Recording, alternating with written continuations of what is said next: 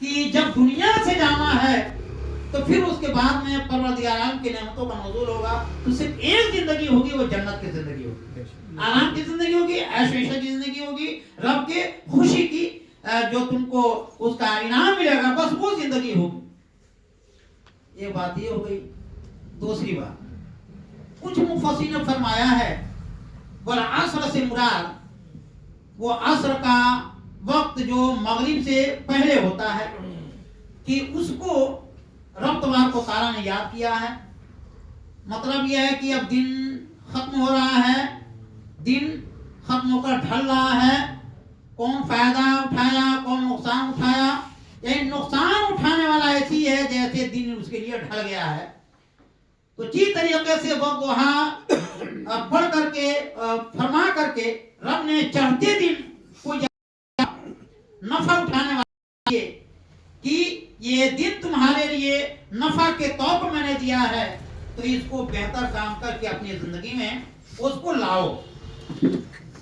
تو مفسرین فرماتے ہیں کہ ایک مطلب اس کا یہ بھی ہو سکتا ہے، اور ایک تفسیر میں یہ بیان کیا گیا کہ عصر سے مراد نماز عصر ہے، کہ اللہ تعالیٰ نے جو نماز عصر ہے اس کی قسم کو یاد کیا ہے۔ مطلب کیا؟ ہر نماز فرض ہے، 5 وقت کی نماز فرض ہے، لیکن قرآن کریم میں اللہ ارشاد فرماتا ہے حافظوا علی الصلوات والصلاۃ الوسطیٰ، حافظوا علی الصلوات والصلاۃ الوسطیٰ، نمازوں کی محافظت کرو، خصوصی طور سے بیچ والے نماز کی۔ اے بندوں، نمازوں کی محافظت کرو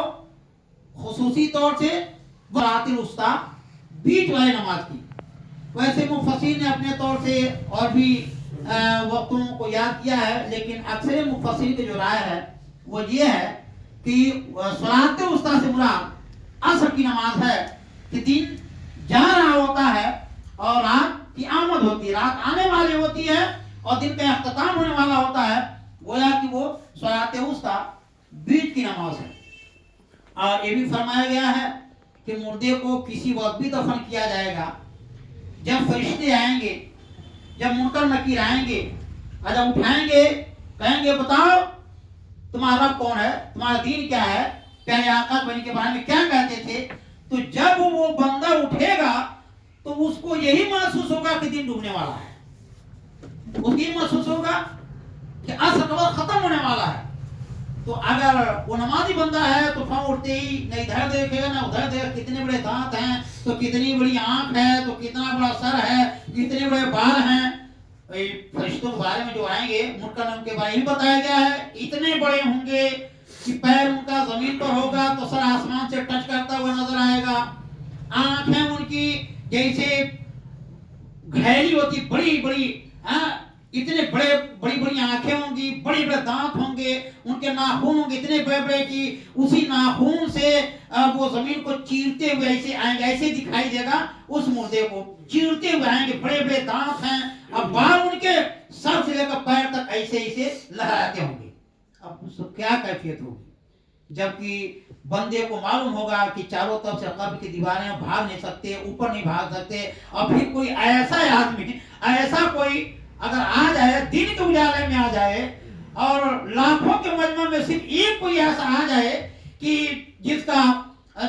کی لمبائی اتنی بڑی ہو، اونچائی اتنی بڑی ہو، بڑے دانت ہوں، ایسی آنکھیں ہوں کہ اسے شعلے نکلتے ہوں اور سر سے پیر تک بال ایسے ہو، تو پھر وہاں کوئی نظر نہیں آئے گا دن کے اجالے میں۔ اب وہاں پر تاریکی میں اگر ایسے 2 فرشتے آ جائیں، 2 ایسے آنے والے آ جائیں، تو پھر اس وقت کیا حشر ہوگا، کیا عالم ہوگا۔ بس یہ ہے کہ پروردگار عالم کا کرم ہوگا تو بالکل آسانی ہو جائے گی، انشاءاللہ خداوند قدوس کا فضل نازل ہوگا، آقا کریم صلی اللہ علیہ وسلم کے نور کی جلوہ گری ہوگی، تو اس کا کوئی مطلب نہیں ہوگا، فوراً وہ مردہ کہے گا، نہ ادھر دیکھے گا نہ ادھر دیکھے گا، جیسے اٹھو بتا دو ہٹو ابھی ہم کو نماز پڑھنے دو، نماز